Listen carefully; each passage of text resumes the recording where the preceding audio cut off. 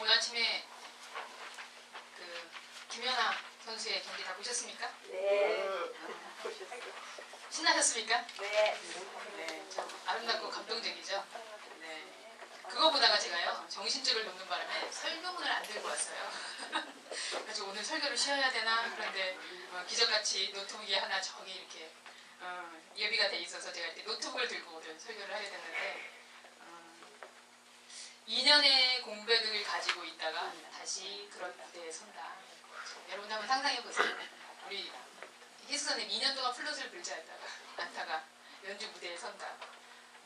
물론 훈련하고 연습은 했겠지만 그 압박감과 두려움, 정말 강심장이구나. 근데 또 한편으로는 그 아사다마오 선수는 연하 선수만 없으면 1등을 하는데 이 김연아라는 이름만 들어도 의외로 제가 있나 봐요. 그래서 참 저 친구도 안타깝다. 그런데 또 김연아 때문에 또 상대적으로 주가가 올라가지 않나. 항상 그 라이벌로. 그래서 오늘 아침에 제가 어린 선수가 저렇게 강심장이구나. 그래서 저희 엄마는 저를 볼 때 대견해야 하는 것보다 김연아 볼 때 대견함이 아주 넘치세요. 그래서 내가 김연아처럼 태어났어야 되는데 정말 누군가를 기쁘게 하는 거, 온 국민을 기쁘게 할 수 있다는 그게 참 감사하다는 생각이 듭니다. 근데 하나님이 보실 때에도 너 있어서 참 기쁘다. 이렇게 전 세계적으로 그렇게 하진 않아도 아트비에 보니까 참 기쁘다. 그래서 이렇게 삶의 에너지를 주는 그런 공동체 됐으면 좋겠다는 생각이 듭니다. 한 달 전쯤인가 이 신문기사에 이런 제목이 달렸어요. 삼성과 소송, 형님은 잃고 4조 유산은 지켰다. 기사 보셨습니까? 네, 삼성가에서 소송을 벌였는데 형님은 잃고 4조 유산은 지켰다. 기사 일부 내용이 이래요. 고 이병철 삼성그룹 명예회장의 유산 상속을 놓고 벌인 삼성가 소송에서 법원이 이건희 삼성전자 회장의 손을 들어주면서 이 회장은 재산을 한 푼도 뺏기지 않게 됐다. 그러나 이번 재산 다툼으로 이건희 회장의 삼성그룹과 이맹희 전 회장의 CJ그룹은 돌이킬 수 없는 강을 건너게 됐다는 것이 전문가들의 시각이다. 전문가들이 참 별걸 다 분석을 해요. 이 4조 원이라는 금액, 여러분 어떻게 기록하는지 아세요? 동그라미가 몇 개예요? 써본 적이 없어가지고. 이 4조 원이란 금액이 도대체 얼마나 큰 건지 전 잘 상상도 안 되는 수치입니다만 그것이 가족의 관계를 포기할 만큼 크긴 큰 숫자구나. 그런 생각이 들었어요. 글쎄요, 뭐 황당합니다만 누군가 저에게 4조 원 줄 테니까 남편과 인연을 끊어라 한다면 어떻게 할까 상상을 봤거든요. 근데 다행히 아직까지는 4조 원 100조를 받아도 내가 포기는 못하겠다. 그런 생각이 들어요. 그러면서 제가 이런 생각했어요. 내가 최소한 이 100조 정도의 가치가 있는 남편하고 살고 있구나. 내가 그렇게 비싼 남자와 산다. 참 나 멋지다. 여러분 어떠세요? 혹시 이럴 줄 몰라요. 어르신들 중에서는 목사님 참 현실성 없으시네. 4조가 얼마인지 몰라서 그렇지. 그 위자료 이혼이라도 하고 4억이라도 건져야죠. 이렇게 조언하실지 모르겠어요. 그런데 한번 조금 더 상상해볼까요? 이왕 얘기했으니까. 여러분 한번 생각해보세요. 여러분 가장 가까운 누군가 한번 생각해보세요. 나와 가장 가까운 관계에 있는 사람. 생각하셨어요? 자, 그럼 옆에 사람이 한번 물어봐주세요. 얼마면 바꿀래요? 물어봐주세요. 얼마면 되겠네요. 얼마면 바꿔요? 안 바꿔요? 당당하게? 진심입니까? 뭐 요즘 그런다면서요. 참 왼수 같은 사람 거저가지고 애완견도 껴줄게 뭐 이런다면서요. 제가 신문기사 타이틀은 분명히 이 형님은 잃고 4조 유산은 지켰다였는데 이후 내용에서는 이 유산이 아니라 재산을 지켰다 이렇게 쓰이고 있어요. 분명히 유산을 지켰다 해놓고 내용은 보니까 재산을 지켰다고 썼습니다. 그래서 내가 맞는 말이다 싶었어요. 여러분 유산은 이 물려받는 거죠. 유산은. 그런데 어떤 부모가 어떤 조상이 유산을 물려주면서 아마 내가 이거 물려주면 니들 실컷 싸우겠지? 이것 때문에 가족 분쟁 되겠지? 이렇게 물려주는 사람이 있겠어요? 아니잖아요. 물려주는 이유는 이거를 기반으로 니들이 더 든든히 있으면 좋겠다. 이거를 기반으로 우리 가문이 더 번성했으면 좋겠다. 이걸 기반으로 다른 사람들을 더 좀 이렇게 유익하게 하면 좋겠다. 사실 그런 기대감을 가지고 물려주는 게 유산이잖아요.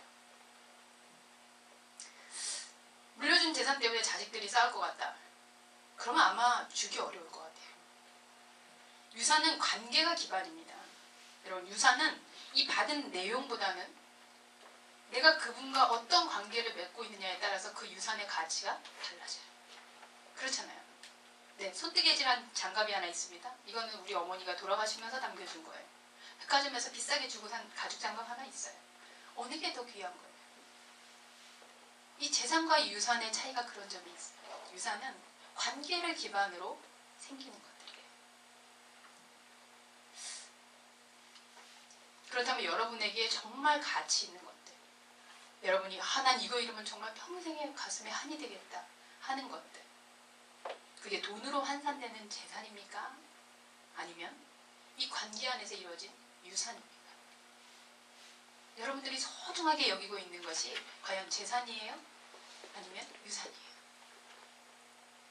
오늘 본문을 통해 우리는 십자가 유산인가 재산인가, 과연 우리가 신앙생활을 하고 있는데 우리가 이 유산을 지키는 신앙생활을 하고 있느냐, 아니면 재산 같은 신앙생활을 하고 있느냐를 묻고 싶어요. 갈라디아서 4장은 이 3장의 마지막 문단을 이어받으며 시작됩니다. 3장 마지막 내용이 이래요. 3장 28절에서 29절, 우리 여기 써있는데 같이 한번 보실까요? 같이 읽죠? 시작! 그리스도의 집안에는 유대인이나 이방인이나 자유인이나 종이나 남자나 여자나 차별이 없습니다. 우리 사이에서 여러분은 모두 평등합니다. 다시 말해 우리는 다 함께 예수 그리스도와 관계를 맺고 있는 사람들입니다.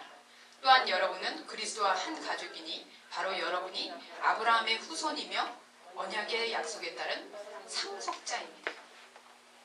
이 바울은 그리스도 안에서 거듭난 백성들은 그리스도와 한 가족, 하나님의 아들, 딸로 불리는 신분이 되었다. 그러므로 하나님의 유산을 이어받을 상속자라고 칭합니다.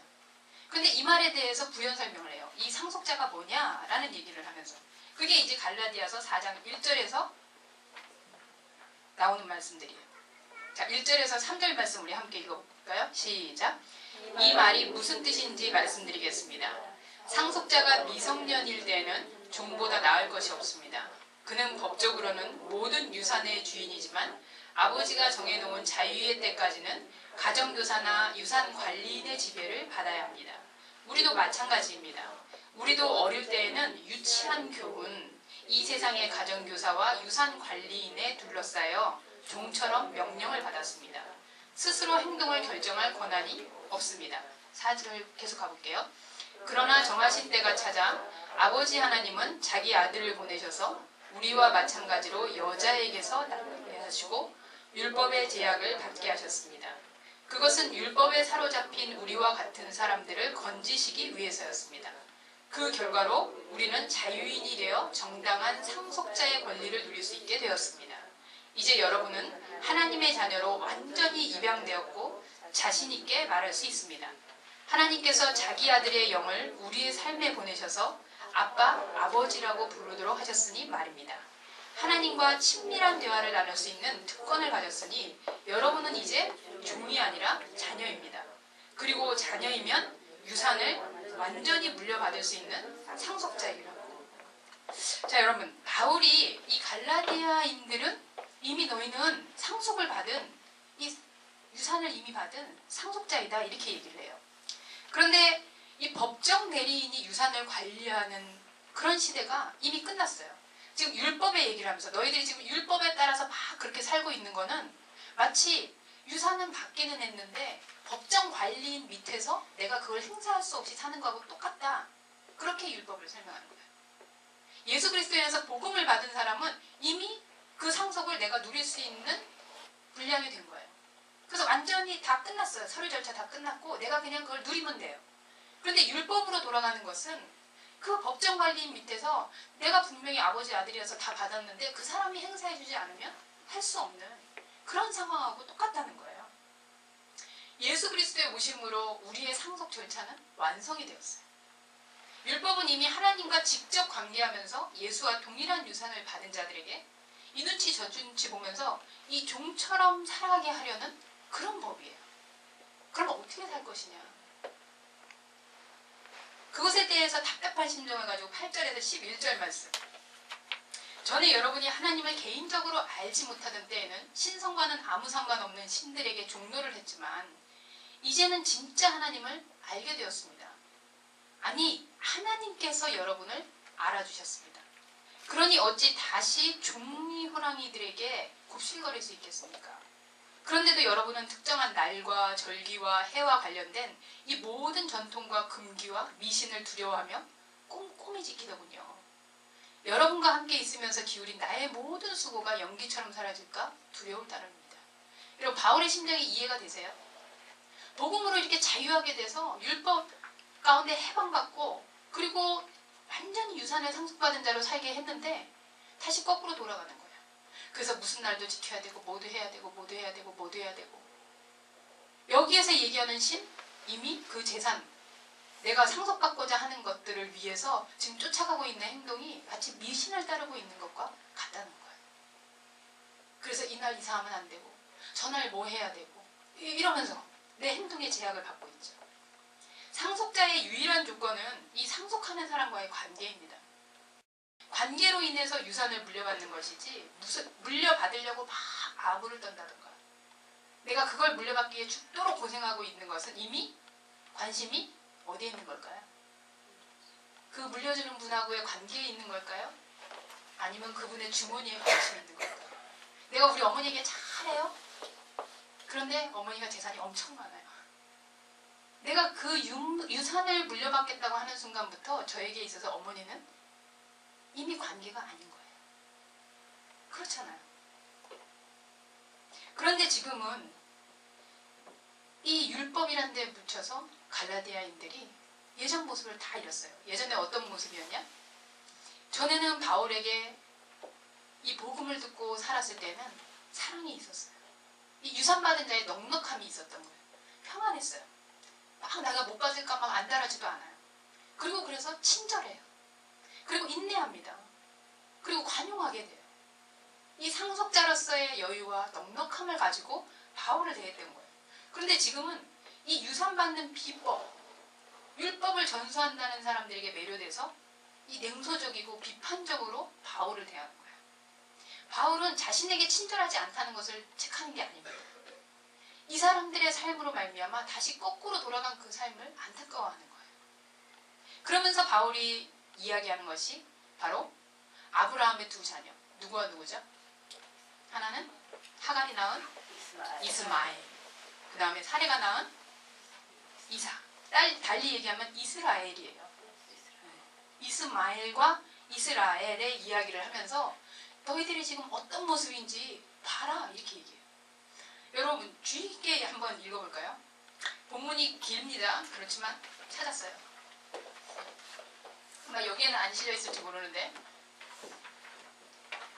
21절에서 31절 10절의 긴 말씀이지만 우리 함께 제가 설교하는 것보다 여러분들이 성경을 직접 보고 읽는 것이 훨씬 확실합니다. 한번 천천히 읽어보죠. 시작. 율법에 흠뻑 빠진 여러분, 내게 말해보십시오. 여러분은 율법을 자세히 살펴보았습니까? 기억하겠지만 아브라함에게는 두 아들이 있었습니다. 여종의 아들은 인간적인 묵인 아래에서 태어났고 자유인 여인의 아들은 하나님의 약속으로 태어났습니다. 이것은 지금 우리가 다루고 있는 주제를 잘 설명해 줍니다. 그 두 출생 방식은 하나님과 관계를 맺는 두 가지 방식을 가리킵니다. 그중 하나는 아라비아의 시내산에서 생겨난 방식입니다. 그것은 지금도 예루살렘에서 계속되고 있는 것과 일치하는 삶, 곧 끊임없이 종을 만들어내는 종의 삶입니다. 바로 하갈의 방식입니다. 반면에 우리 눈에 보이지 않는 예루살렘, 곧 자유로운 예루살렘이 있는데 그 예루살렘이 바로 우리의 어머니입니다. 이는 다름 아닌 사라의 방식입니다. 이사야가 기록한 것을 기억해 보십시오. 즐거워하여라. 아이를 낳지 못하는 여인아. 환상을 올려라. 상고를 겪어보지 못한 여인아. 아이를 낳지 못하던 여인의 자녀가 선택받은 여인의 자녀보다 훨씬 많기 때문입니다. 여기까지요. 자, 여러분 읽으면서 내용이 파악이 되셨어요? 이스마엘과 이스라엘. 주의해서 우리가 볼 것이 이제 마지막 부분인데, 마지막 부분에 보면 이런 말씀이 나옵니다. 여러분이 지금 예루살렘 출신의 이단자들에게 괴롭힘을 받고 있는 것은, 율법을 지켜야 한다라고 이렇게 강요하는 사람들을 보고 있는 것은 그런 일이 되풀이 된다는 점. 뭐냐? 이스마엘을 낳는 것과 같다는 거예요. 하갈의 방식이라는 거예요.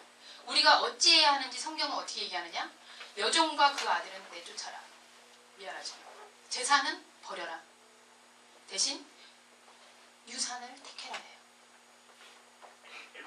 종의 아들은 자유인의 자녀와 함께 상속받을 수 없기 때문에. 자, 이스마엘과 이스라엘, 하갈과 사레의 사건을 정리해 보겠습니다. 제가 어떤 설명과 해석을 붙여도 여러분들이, 그래서 제가 이 프린트를 나눠드리는 거예요. 꼭 성경을 읽어보셔야 돼요. 그리고 메시지 성경은 해석이 따로 필요가 없어요. 나눠드린 메시지 성경에 제가 부록을 드렸죠. 우리 그냥 읽으면 재미가 없으니까 이 성경을 읽을 때 여러분들 어머니들 참 잘 아시죠? 드라마 보면 거의 드라마 속에 자기가 어머니야. 막 감정입이 돼가지고 막 좀 있으면 막 칠 기세가 막 나와요. 요즘 나오는 그 100년의 유산? 뭐 이런. 우리 지금 성경을 읽을 때 여자분들은 이 진한 글씨가 나온 게 있죠. 네, 그게 여자들의 대사예요. 그리고 남자분들은 밑줄 친 부분이 남자들의 대사예요. 우리 연극 대본을 읽는다 생각하고 제가 해설자가 되겠습니다. 그러면 여러분들은, 여자분들은 그 진한 글씨가 나올 땐 살해의 감정을 담아서 연기를 하듯이 읽어야 돼요. 그리고 남자분들은 밑줄 친 부분이 나오면 아브라함의 심정을 담아서 읽어주시면 돼요. 자, 되셨습니까? 준비? 읽으실 수 있겠어요? 네, 표정과 감정, 네, 이렇게 동작 다 포함하셔서 들어가겠습니다. 아브라함의 아내 사레는 아직 아이를 낳지 못했다. 그녀에게 하갈이라는 이집트 여종이 있었다. 사레가 아브라함에게 말했다. 하나님께서 내가 원하는 것을 아유, 잠깐만요. 지금 그게 아니잖아요, 분위기가. 드라마가 그 내용이 아니잖아요, 지금 예민하거든요. 열받았거든요. 그렇지만 어쩔 수 없지만 지금 여종을 들여보내야 되는 상황이라고요. 예, 표정이 그렇게 점잖아가지고는 안 나옵니다. 다시, 자, 하나님께서 시작. 하나님께서 내가 아이 갖는 것을 쫓아버리시지 않으시니 당신은 내 여종과 남자를 같이 내가 계속 읽으세요. 내가 여종의 몸을 빌려서 이럴 수 있을지도 모르잖아요. 네, 대안을 제시하지만 굉장히 히스테리컬합니다. 네, 아브라함은 사레의 그 말을 따르기로 했다. 그리하여 아브라함의 아내 사레는 자신의 이집트 여종 하갈을 데려다가 자기 남편 아브라함에게로 아내로 주었다. 이것은 아브라함이 가나안 땅에 산 지 10년이 지난 뒤의 일이었다. 그가 하갈과 잠자리를 같이 하자 하갈이 임신을 했다. 하갈은 자신이 임신한 것을 알고 자신의 여주인을 업신여겼다. 사레가 아브라함에게 말했다. 내가 이 능력을 가지고 달라는 것은 다 당신 책임이에요.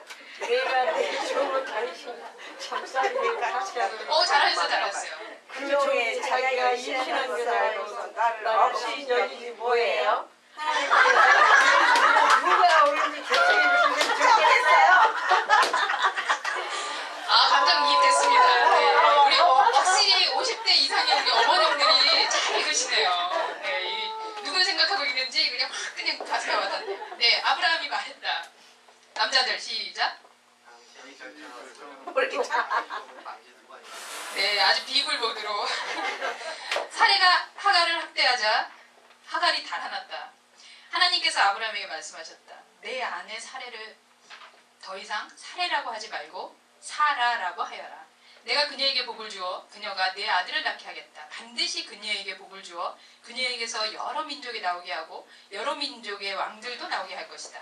아브라함이 얼굴을 땅에 대고 엎드린 채 웃으며 속으로 말했다.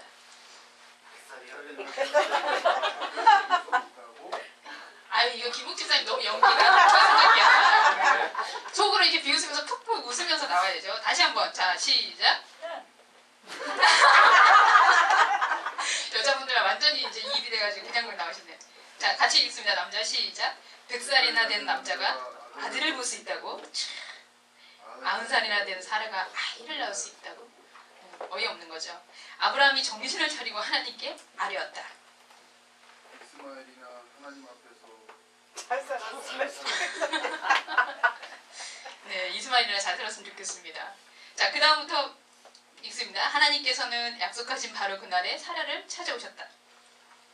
그리고 약속하신 대로 사라에게 행하셨다. 하나님께서 정하신 바로 그때에 사라가 임신하여 노년의 아브라함에게 아들을 안겨주었다. 어느 날 사라가 보니 이집트 여인 하갈이 아브라함에게서 낳은 아들이 자기 아들 이삭을 놀리고 있었다. 그녀가 아브라함에게 말했다.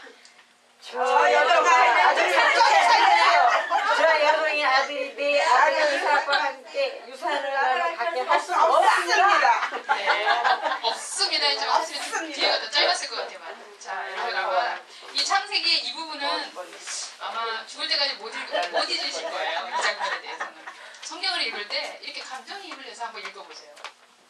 자, 어쨌든 이 내용을 정리를 해보자면 제가 표를 하나 여러분들에게 보여줄게요. 이제까지 내용이 이렇습니다. 우리가 재산이냐 유산이냐 얘기를 했어요. 근데 이 재산은 일의 근거를 두고 있어요. 그죠? 내가 많이 벌었다, 투자했다, 이자를 불린다, 뭐 여러 가지. 근데 유산은 어디에 근거해 있다고요? 관계. 그런데 여기에서 지금 바울은 그것이 마치 율법과 복음과 같다. 근데 율법은 무엇을 만들어요? 종의 삶을 만들어요. 그리고 복음은 자녀의 삶을 만들어요. 근데 이것을 거슬러 올라가 보니 아브라함 마이크가 나가네요. 오늘 참 아브라함의 집안에 있었던 일과 같은데, 자, 먼저는 하갈. 어떤 방식? 인간적인 방식. 살해. 은혜 방식이에요. 이스마엘과 이스라엘이 그래서 태어났어요. 그런데 이스마엘은 무엇이 획득된 거다? 그리고 이스라엘은 유산. 자, 여러분 하갈을 들여보냈어요. 하나님께서 분명히 주신다고 약속을 한 것을 들었음에도 불구하고 하나님이 하시겠지 하는 일을 내가 이루려는 그 인간적 방식에서 이스마엘이 태어납니다. 근데 종은 그 당시에 재산이었잖아요. 종의 자식도 어떻게 돼요? 재산이에요. 사레와 아브라함은 언약으로 은혜의 유산을 보장받았지만 자신들의 시와 때 판단을 기준으로 재산을 만든 것입니다. 이 종은 관계에 속한 것이 아니라 재산이에요. 재산은 재산을 낳아요. 그래서 내게 불리하거나 이 재산이 마음에 안 들면 관계를 고려하지 않고 마음대로 사용해요. 유산은 내가 쌓는 게 아니죠, 여러분. 유산 내가 만들어요? 네, 주어지는 거잖아요. 은혜로 거저 얻게 되는 것이 유산이에요. 자, 그럼 지금 여러분의 삶의 증거를 한번 보세요. 재산인가 유산인가는 단지 이 물질에 속하는 영역이 아닙니다, 여러분.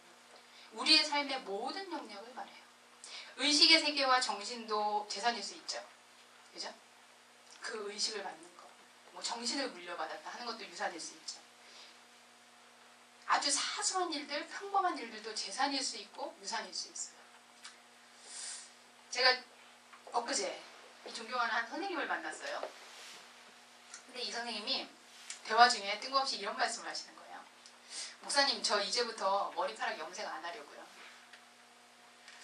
그동안 저희 엄마가 노모신데 이 흰머리가 흉하니까 염색하라고 해서 제가 순종했는데 사실 이 염색이 몸에 정말 안 좋거든요. 그리고 지구 환경에도 안 좋아요.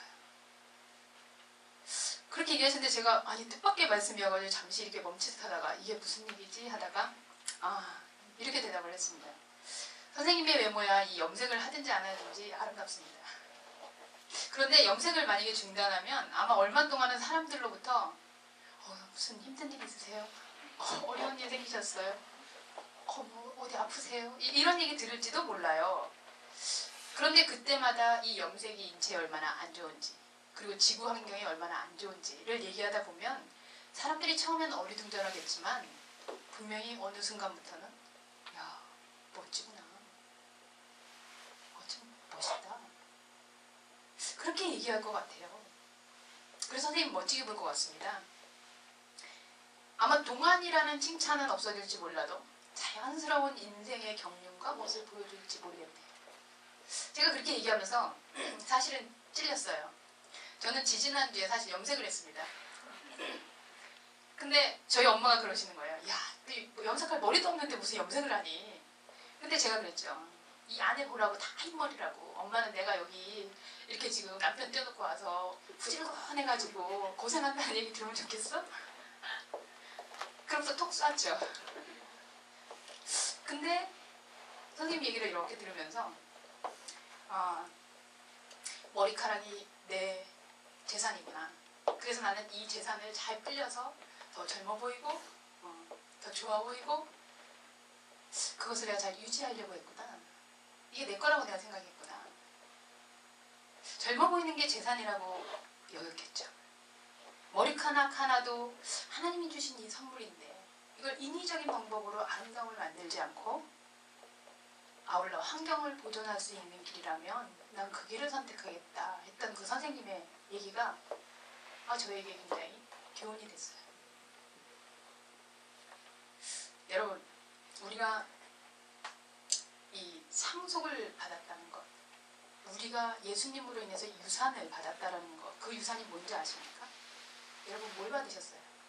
그 상속이 뭔 것 같아요? 예수님의 상속입니다. 그리스도께서 받으신 상속, 그것은 세상에 없는 영광과 존귀함이에요. 세상에선 비교할 거리가 없는 그걸 우리가 받은 거예요. 조금 더 거슬러 올라가 보면 이 아브라함의 유산입니다. 아브라함의 유산이 어떤 유산이에요? 100세의 아들이 나오는 유산. 다 끊어지고 다 끝나고 다 없어졌다고 생각하는 그 순간에 진짜가 나타나는 그런 유산이에요. 조금 더 거슬러 올라가 볼까요? 아담과 하와가 받았던 상속이에요. 어떤 상속이에요? 동산에서 하나님과 거닐며 함께 살던 그 삶의 상속. 그게 우리가 누릴 수 있는 상속이에요. 그게 모든 인간이 스스로 만들 수 없는 진짜 유산입니다. 내가 만들 수 있는 건 내 재산이겠죠. 왜 고달플까요? 재산을 만들려고 하니까. 왜 넉넉하지 못할까요? 재산을 지켜야 되니까. 왜 싸울까요? 재산을 뺏기면 안 되니까. 그리스도인의 유산, 그것은 하느님이 주시는 모든 것으로 사는 부유함입니다.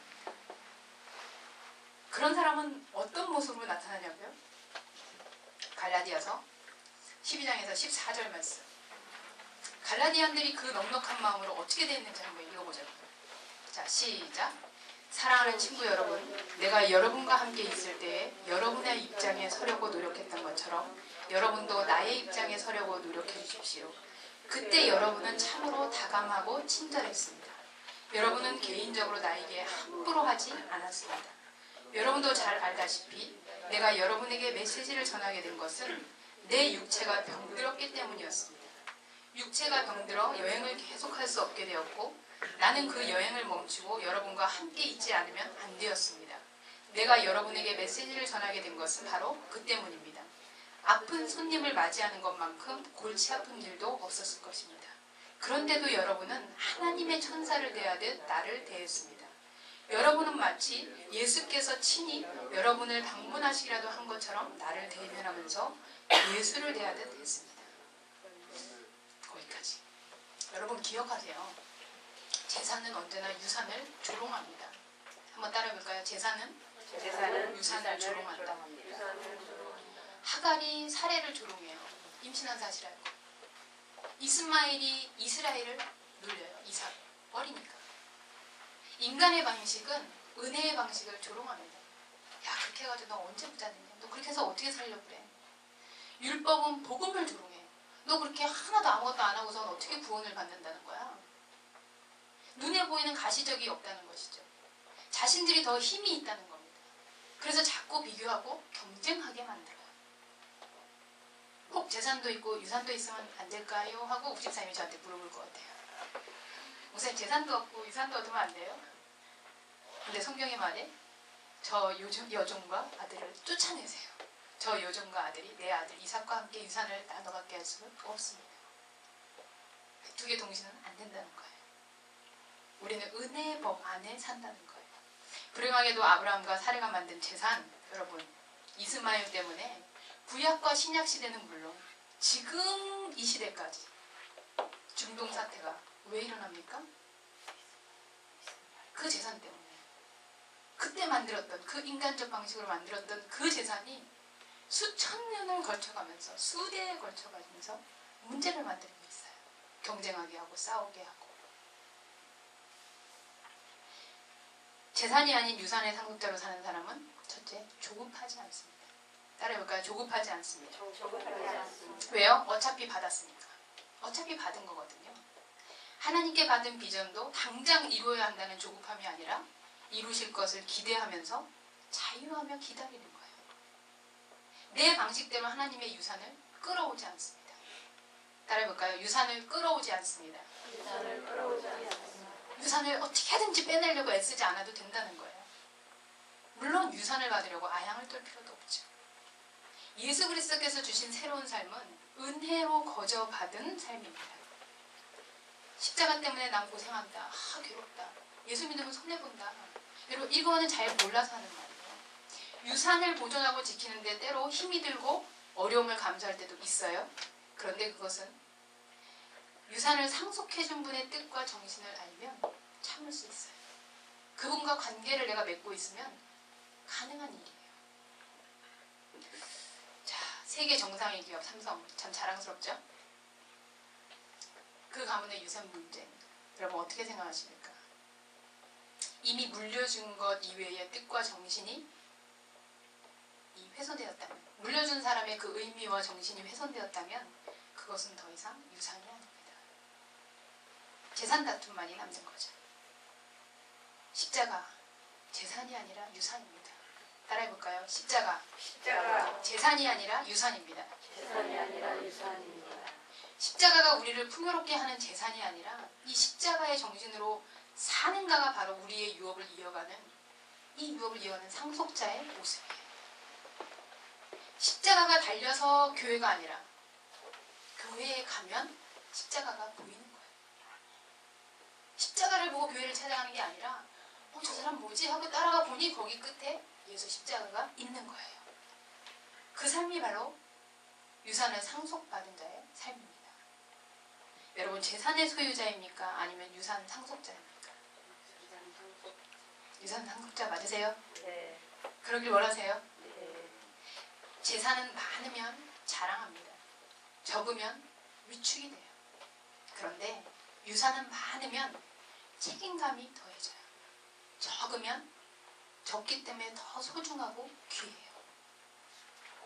그렇다면 여러분은 어떤 삶을 살고 있는지, 이번 한 주간 내가 정말 유산 상속자로 살고 있는지, 재산을 모으는 자로 살고 있는지 깊이 생각할 수 있기를 바랍니다.